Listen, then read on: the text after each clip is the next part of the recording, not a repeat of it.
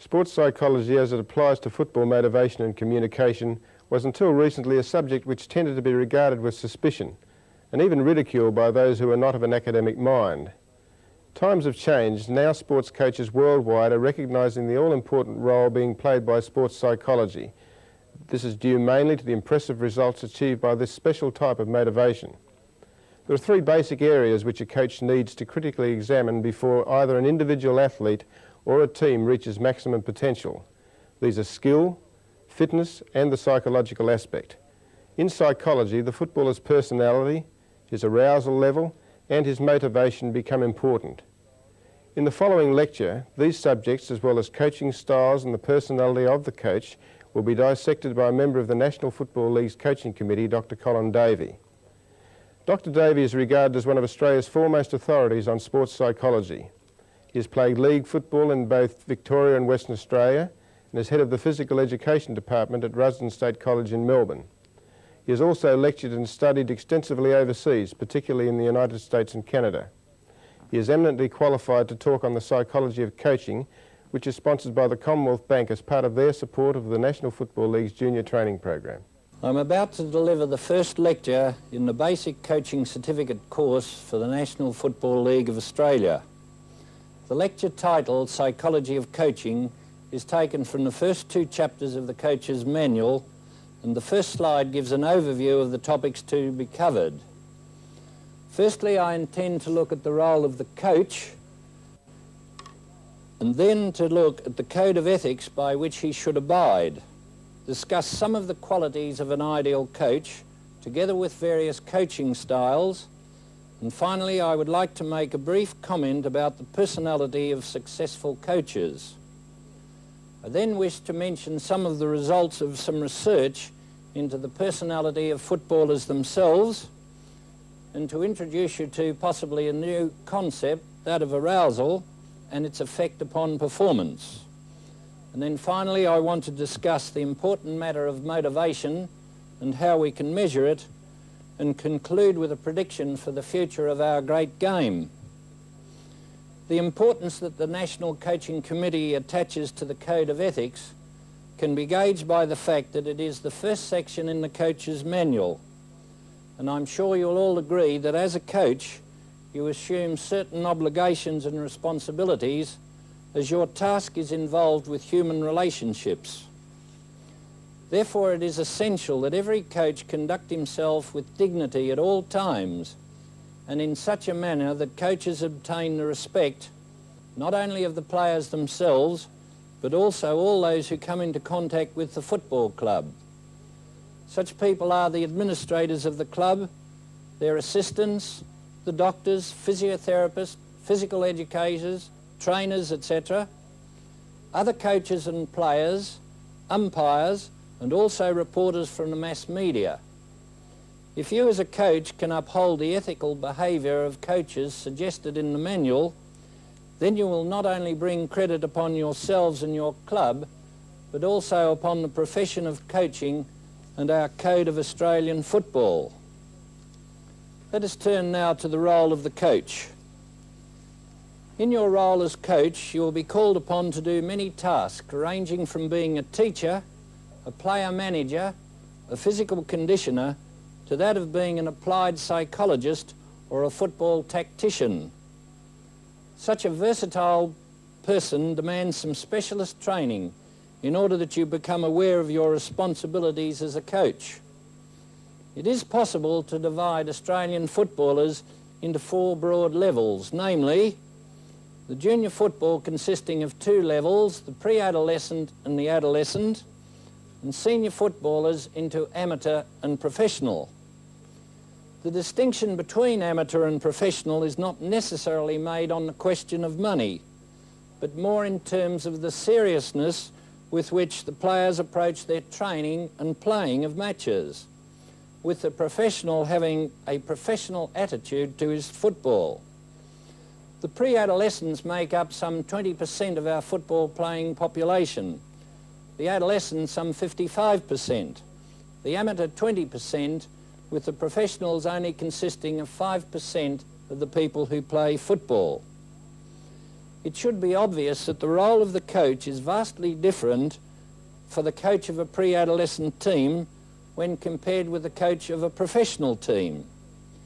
The junior coach himself should be more concerned with the growth of the individual boy, as it is during this stage that his personality is beginning to form and his attitude to such things as football and competition is beginning to develop. It is essential that at this stage all boys enjoy their sport and have a favourable attitude towards competitive football. We suggest that the main aims of the junior coach is to concentrate on what we call the 5 Fs: fun, fair play, the fundamental skills, a friendly but firm approach, and finally to introduce the family to the playing of football. By contrast, the senior coach is dealing with mature adults, and the coach must consider the game, the club, all members of the team, as well as individual players. The senior coach can be seen as a director of a coaching panel of specialists, which includes the doctor, physiotherapist, physical educator, sports psychologist, selectors, and perhaps some old players who act as specialist coaches. In order to achieve success at this level, the coach needs to develop what we call a high level in the 6 S's: skill, speed, stamina, strength, suppleness, and spirit.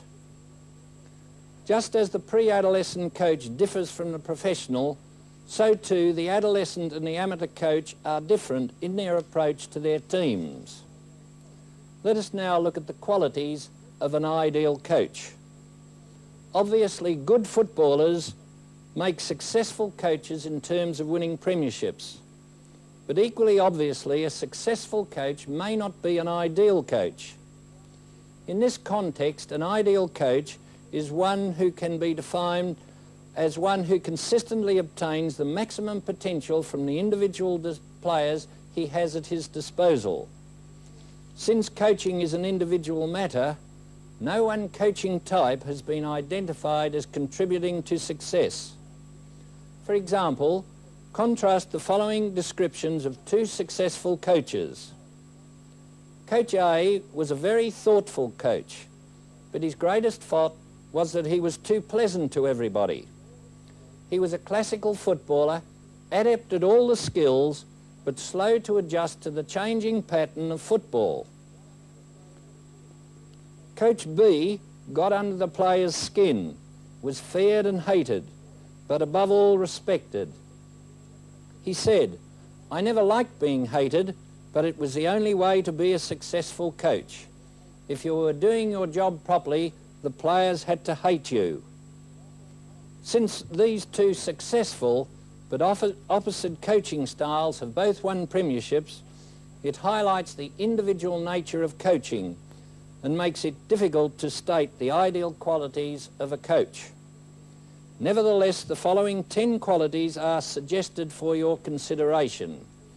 Vitality, the sheer physical and nervous energy available to a coach. He should have an aim, an objective, or a purpose.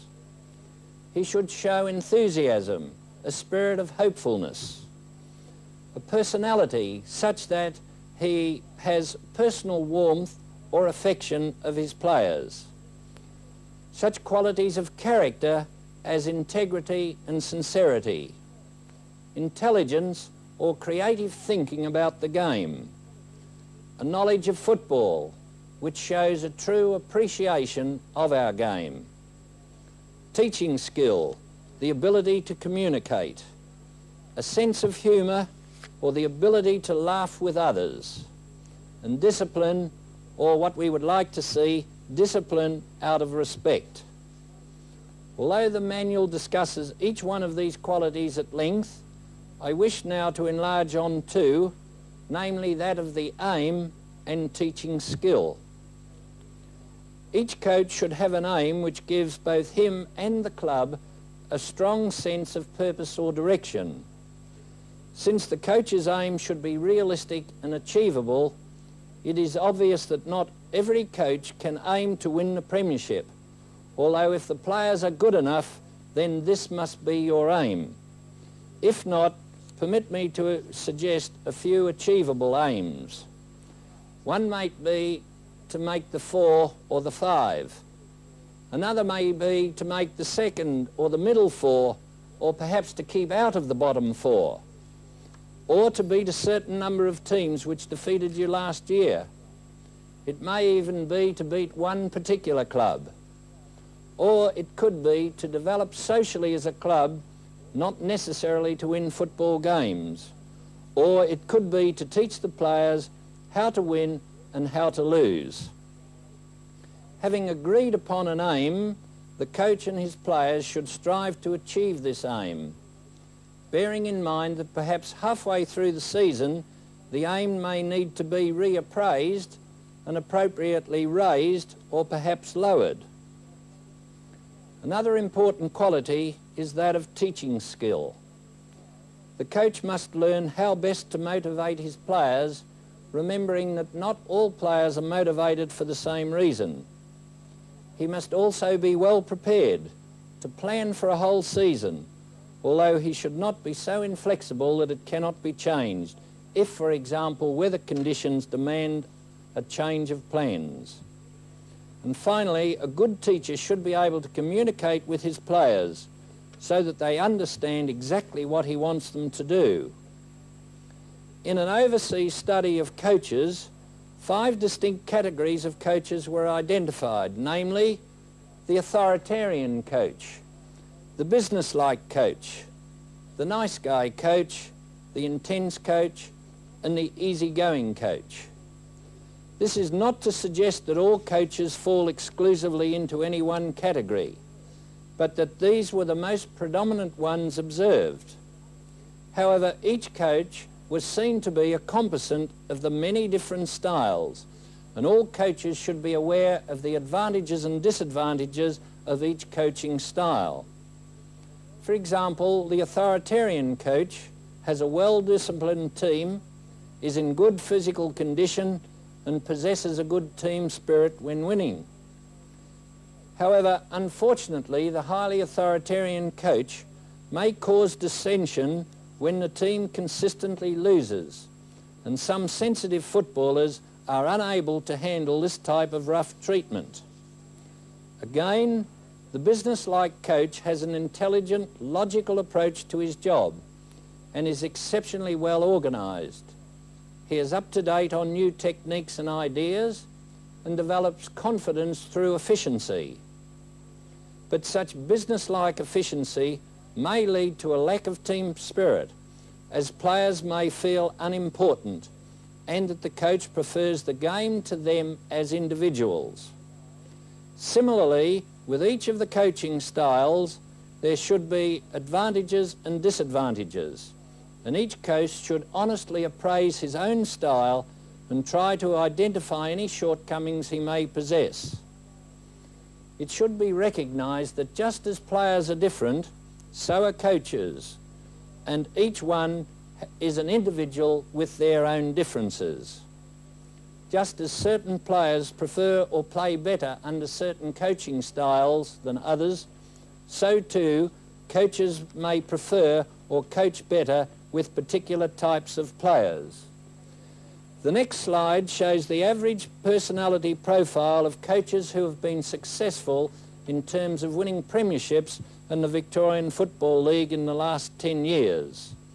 Without explaining in great detail, it can be seen that the coaches appear to be slightly more intelligent than average, very emotionally stable people, sober or serious individuals, quite imaginative, experimenting, and well-controlled and independent individuals. This does not necessarily mean that unless your profile fits this one, then you cannot be a successful coach.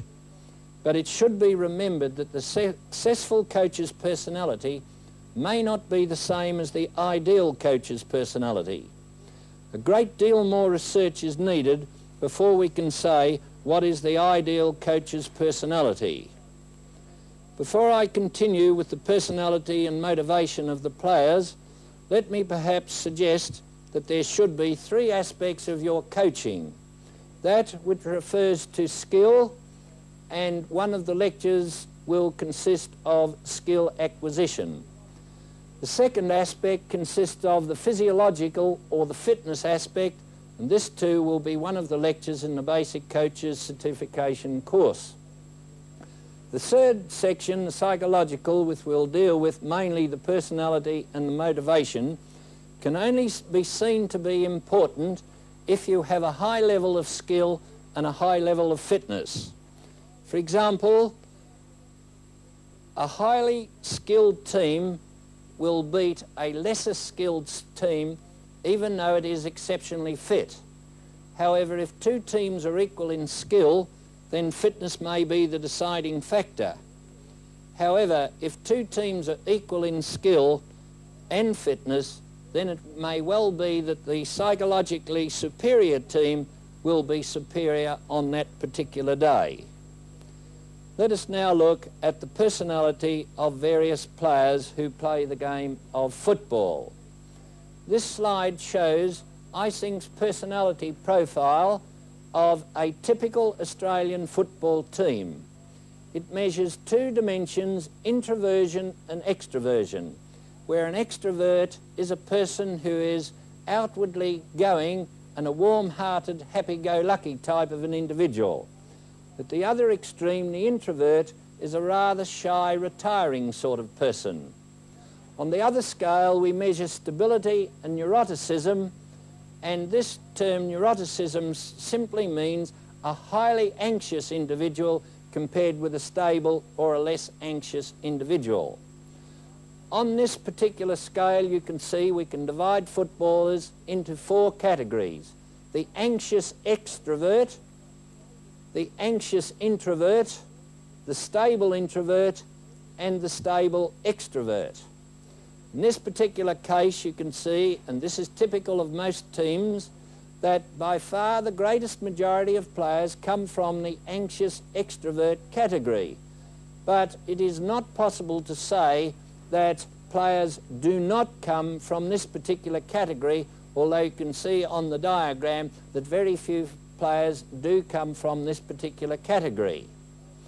It is also interesting to note that here we have what we call the average or the mean of all the players at what we call the 70th percentile for both extroversion and anxiety.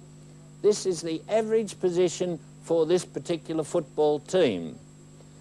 This, of course, is where the average of most teams that I've measured so far fall. On the next slide, you will see that the numbers in this particular case, out of 50 footballers, that the vast majority appear to be extroverts, more than almost 3 times as many extroverts as we have introverts. In this particular case, you see almost twice as many are highly anxious people compared with very stable people. This, of course, gives some information to the coach on how best he can handle his players. And this will become clear in the next slide when we talk about the concept of arousal.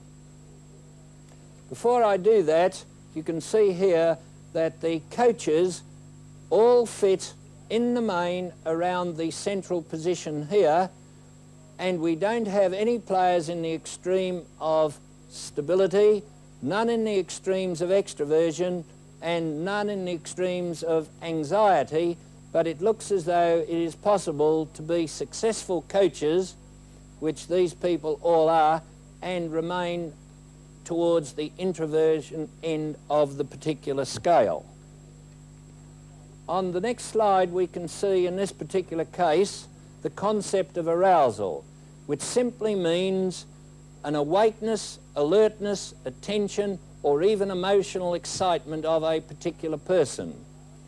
If we are rather lowly aroused, tending to be tired or even half asleep, we are very lowly aroused, and our particular performance, whether it be mental or physical, is very low indeed.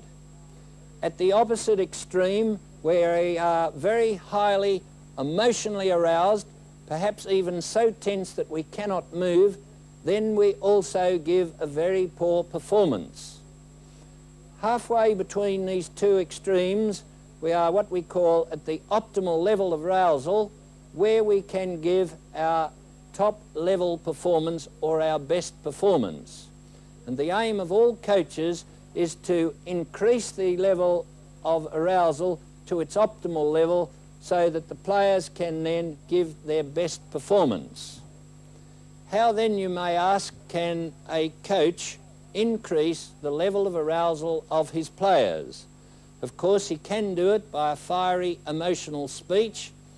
He could, of course, give such things as drugs or electric shocks, but ideally, the best way to increase the level of arousal of his players is by a solid burst of some 8 to 10 minutes of vigorous physical activity. This has the effect, if the players are under-aroused, of increasing their level of arousal to its optimal level where they will perform at their maximum. It is also possible by vigorous physical activity to decrease the level of arousal of the very over-aroused or highly anxious footballer. And so in this way, the physical exertion has the advantage over the other types of stimuli mentioned earlier, that they can both decrease and increase the level of arousal to its optimal level. What then, you may ask, can the research from the extroverts and introverts tell us?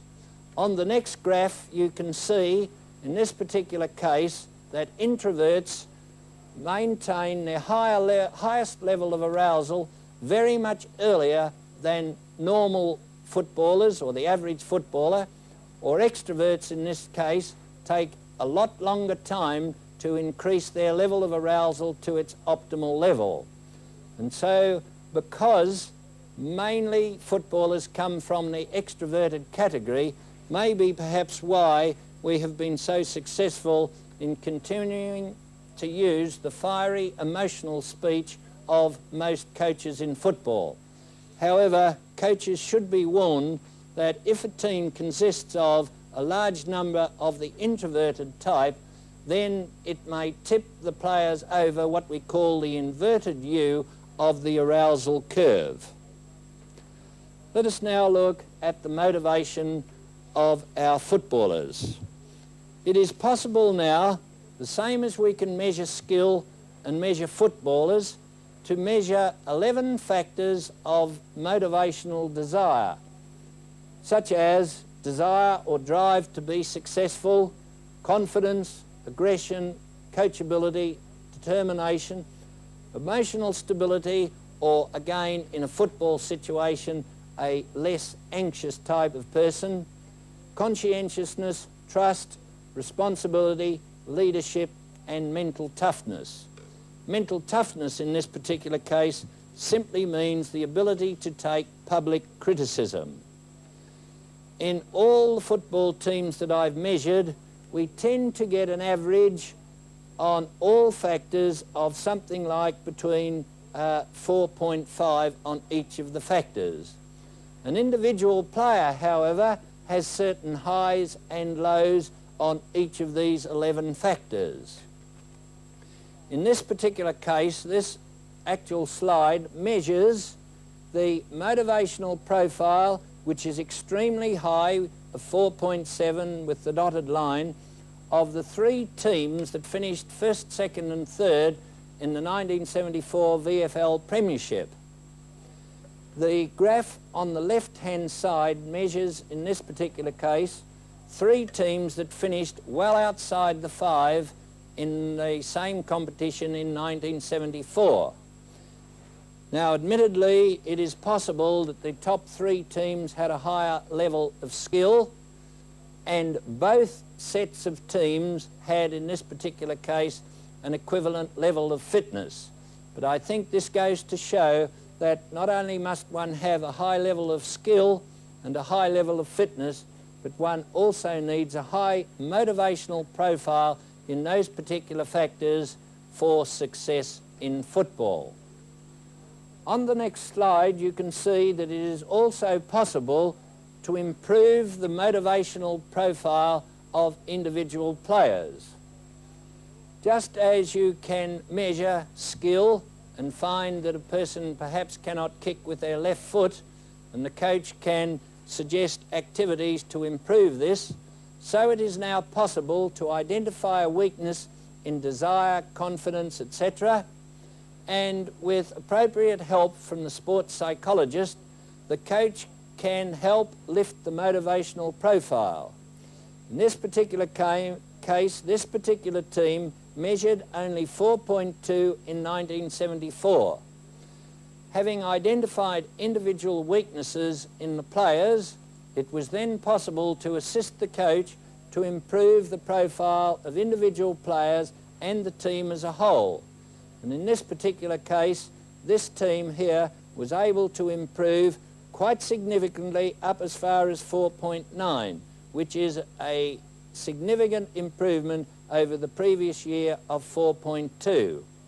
It is interesting to note that this was one of the teams that finished outside the 5 in 1974, and 18 months later, with, in this particular case, the same players, and we presume an equal level of skill and fitness, but certainly with a higher motivational profile, this particular team was able to finish in the top 3 of the next year.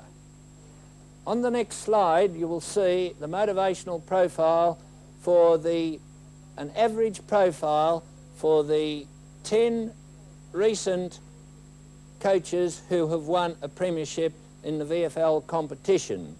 And you will see there that the average of 5.9 is exceptionally high when compared with the average players. On the next slide, you will see the profile of the umpires themselves, the top 25 umpires, and in this particular case, an average of 5 is also a very high motivational profile. On the last slide, you will see it is possible, I hope, in the future, to be able to predict ability to play the game of football by taking a skill, fitness, and a psychological score and multiplying or giving a weighting of 5 to the skill score, plus 3 times the fitness score, plus possibly twice the psychological score. In this particular case, the psychological score is made up of positive weightings on those personality or motivational characteristics that we feel are essential for success, and negative weightings on those personality or motivational factors that we feel detract from success. I feel that in the future, that if we are able to measure each one of these 3 aspects with the weightings that I've suggested there, it will be possible for each coach to realise the potential of his individual players.